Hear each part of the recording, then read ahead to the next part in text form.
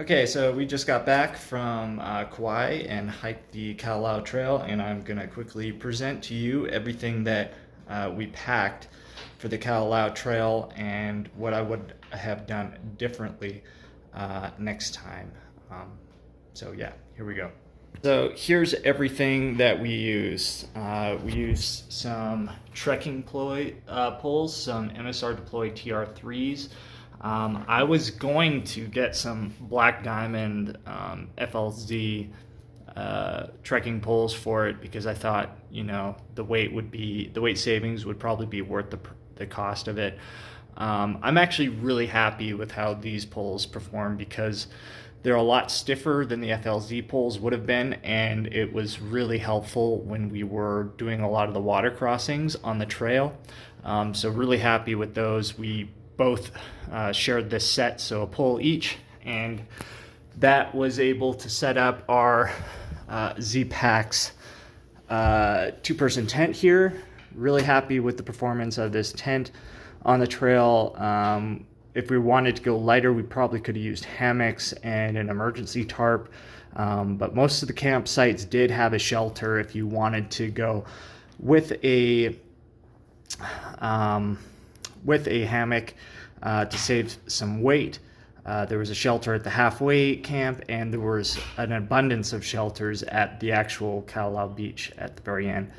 But really happy with this. Kept us wet. We like to sleep together and snuggle together when we're camping, so it was awesome to sleep together. We used the Climate Double V ultralight pad. I found it to be a little bit stiff. I should have let out some air on a couple of the nights, but it was great. We had intended to use our thermal sleeve here to kind of wrap the actual Climate with to have a bottom sheet, because we actually didn't use a sleeping bag. We used this two-person down blanket, this REI camp blanket, on the trail because, again, we wanted to sleep together, but we didn't want to bring our double sleeping bag, our North Face sleeping bag, because it's huge. So we went with this. Really happy with the blanket. Would have left this because it actually didn't wrap this completely and fell off, and we ended up sleeping against this pad anyway, so would have ditched this. As far as ground pegs for the tent, we used 8 pegs total. The MSR groundhogs, 4 of the larger ones and 4 of the small ones. 2 headlamps, which we actually ended up using. They were perfect. The Petzl Bindi and also the Petzl emergency headlamp. They both work great. We used them the first night because we ended up leaving the trailhead around 3:30 in the afternoon, so we ended up hiking in the dark for quite a bit the first day. So very helpful. They actually didn't burn out. I think we used about half of the battery life on the Bindi, and we brought some extra batteries for the Petzl emergency. So for water filtration, we used the Sawyer Micro Squeeze. Our first dirty water squeeze bag actually broke the very first day. So I'm gonna look into getting a different type of dirty water squeeze than the one that actually comes with it, because the first one actually broke right here on one of the first days. So, but really happy with them. We probably would have actually only needed one of the micro squeeze. So if you're looking to save money, save weight, I'd recommend just using one for 2 people. That's more than sufficient. For water bottles, we use the Smart Water 700 milliliter bottles. We could have actually probably used the even smaller sizes. I think they're 400 or 500 milliliters is like the smaller size. There's so many different areas on the trail where you can fill up the water, so many water crossings. So you actually don't need to carry too much. So to save some weight and volume, I would actually recommend going smaller and sharing a micro squeeze between 2 people. We brought our Arc'teryx FL shell, and also our Arc'teryx, I can't remember the name of this one, but it's really kind of just like a minimal shell for wind protection. We wouldn't, next time, I wouldn't actually even recommend bringing any kind of rain gear or rain poncho or anything. You're gonna get wet on the trail if it's raining. and you're really not going to need any protection in an emergency situation. Absolutely, impending immediate, you could actually build a shelter out of your tent and find shelter in that. But if you're going to get wet, you're going to get wet, and these are just going to add weight, and they're going to be awful to hike in when it's soaking wet. I would actually recommend going shirtless or just hiking in your shirt or whatever top you brought, embracing the climate there, because this is just extra weight that you really don't need in the chance that it's raining on the trail. For actual hiking, I wore my favorite hiking shirt, I think, and travel shirt, the Lululemon Airing Easy shirt, the short sleeve version. Awesome shirt for everything on the trail. Just one of those, that's all you need on the trail, or some kind of alternative, lightweight, clean, anti-odor shirt will work. I used some Patagonia baggies as kind of my everything pant on the trail. Good for swimming, good for hiking, good for everything. They're fast drying, they're durable, and I love Patagonia. I love everything they do, so that's what I wore on the trail. And then for packing all of our personal items and also as pillows at night, we use 2 of these REI travel bags. Probably could have used just 2 small ones. Rebecca likes pillows, so she used the large one here. And you can stuff this full of any kind of clothing or food or gear to kind of use as a pillow at night while you're on the trail. And also it's good for travel and kind of food separation and anything you need on the trail. And they're really minimal, and they also expand into a larger size, as you can see by unzipping this stuff on the back here. So if you need like carry-on gear for if you're not staying at a hotel or anything while you're on the trail, these bags work really well. Okay, so I actually have 2 sets of micro spikes that I packed into this one pack of micro spikes. And we didn't even use micro spikes on the trail. All the research we had did previous to going to it said bring micro spikes. It's so muddy, it's so slippery. You're gonna use micro spikes on the trail. And I've never used micro spikes for a muddy situation. I typically use micro spikes for ice and cold scrambling. But we didn't even use these. I wouldn't bring micro spikes if you're a competent hiker or scrambler. You probably won't need them. However, I would use your own judgment on that, because if you do need them, sure. We have a friend that hiked it a couple of weeks before us, and she said she wore micro spikes, and they actually even came off in the mud. So I wouldn't bring these. They're pretty heavy for what they are. And if you're not going to use them, you're not going to use them, and it's just a waste, and you're just carrying it for no reason. And that's what we ended up doing.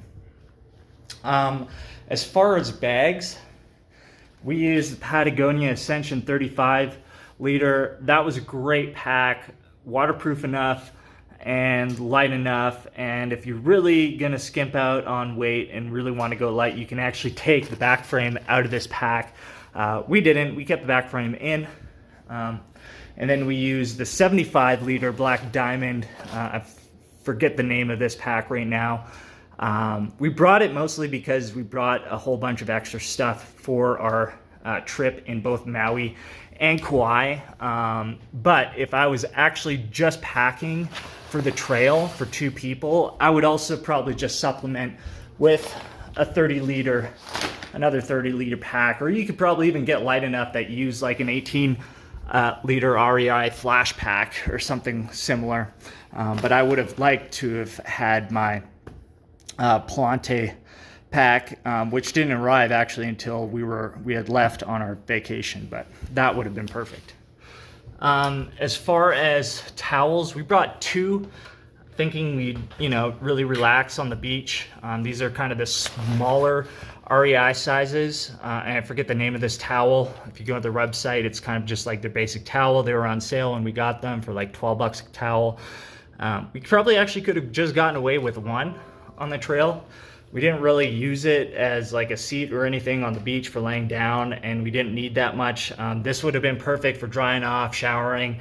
We could have shared this towel. There's plenty of absorbing moisture absorbing capability for these towels for 2 people, I think, if you're just on the trail for a couple of days. So that would have been great. I brought this Leatherman thinking that I would need it on the trail for fruit, for opening different types of fruit, especially like coconuts and such. Turns out I couldn't even do that because this didn't have a saw in the Leatherman, and so I ended up not using this at all on the trail. I wouldn't even advise bringing any kind of knife or anything on the trail. If fruit's going to be edible on the trail, it's mostly going to be falling off trees or easily pickable, so you're not even going to need any kind of tool. As far as hiking footwear, we both bought our Chacos. My Chacos worked amazing. I didn't have any issues. I've hiked with Chacos before though, and I had made the appropriate adjustments so that they weren't going to blister my feet. If your feet are going to get muddy, they're going to get muddy, and if you're wearing Chacos, you can easily rinse them. You can easily do the water crossings. There's plenty of opportunity to keep your feet clean on the trail. Rebecca used her Chacos for the first half of the first leg of the trail. She immediately started blistering and having discomfort, so she actually had a pair of La Sportivas that she switched into with some merino socks, and that was perfect for her. She was comfortable for the rest of the trail. So these work great for me. I would use your own judgment as to what footwear you're going to use on the trail. Okay, so as far as food, we actually brought 2-gallon kind of Ziploc bags that we stuffed all of our food. We didn't bring any cooking equipment on this trip because we wanted to be light and we didn't want to have to check it. So just 2-gallon bags full of all of your snacks and all of your food, and you can also use it as a garbage bag, and that's going to be plenty. We brought some Cliff Bars, some gels, some instant powders, and we also for coffee. And we also brought 8 peanut butter sandwiches on the trail, and then we supplemented calories with whatever fruit we found on the trail. We found some passion fruit, some bananas, and some oranges and some limes. So that was our calories, and that ended up probably being just perfect for what we needed on the trail. In addition to all of that, I always like to have a fanny pack when I'm hiking or even scrambling. It makes everything really easily accessible, so you don't have to take off your pack to get your phone or items that you're probably going to use on the trail. As far as what I brought some Bose headphones, wired headphones. I prefer the wired headphones to Bluetooth headphones personally. I brought some Maui Jim sunglasses that are super light and have polarized lenses. And I also brought a pen. I didn't bring a pen, a pad of paper, because I usually just use receipts or any kind of found paper that I can to kind of jot down notes or do any writing I want to do on the trail.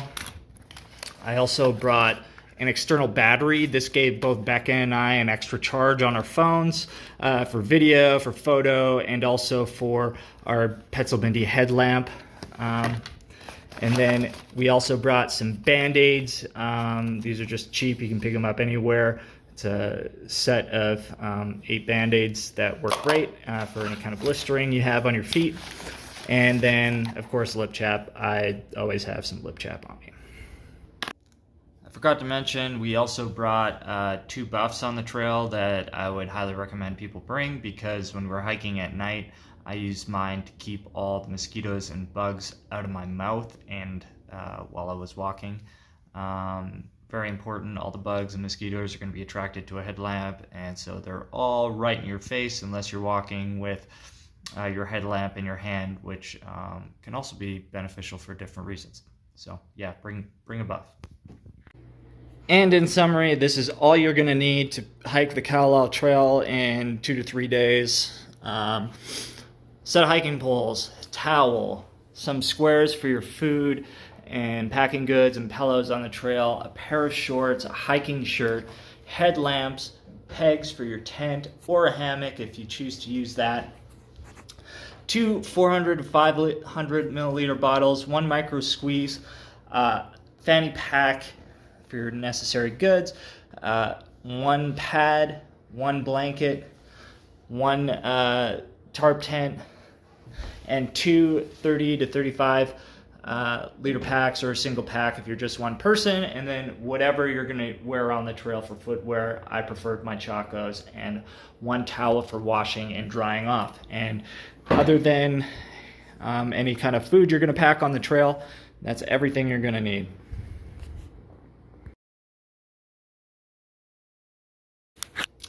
And that concludes my video for what we packed on the trail. Let me know if you have any questions or any thoughts, or need some help for packing for your trip to do the Kalalau Trail. Wish you best of luck. Stay light out there. Stay safe. Thanks.